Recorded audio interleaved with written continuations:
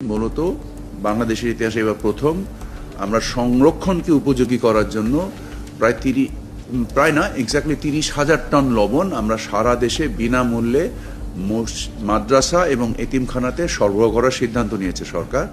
এটাকে উপযোগী করার জন্য সচিব মহোদয় ওনার নির্দেশনায় বাংলাদেশের সকল জেলা প্রশাসকদের সাথে মিটিং করেছেন এবং আমরা সম্ভবত আগামী মঙ্গলবার আরেকটা মিটিং করতে যাচ্ছি জেলা প্রশাসকদের সাথে এটার সুষ্ঠু বিপণন এবং ব্যবস্থাপনার জন্য। আমরা যদি স্থানীয় পর্যায়ে জিনিসটাকে সংরক্ষণ করতে পারি এবং এই চামড়ার চাহিদা তৈরি করার ক্ষেত্রে আমি নিজে ব্যক্তিগতভাবে সাভারের চামড়াপল্লীতে প্রায় 4 বার ভিজিট করেছি। ওনাদের যে যান্ত্রিক যে সমস্যাগুলো রয়েছে সেগুলোকে তদারকি এবং সেই সমস্যাগুলোর বিহিত করার চেষ্টা করেছি।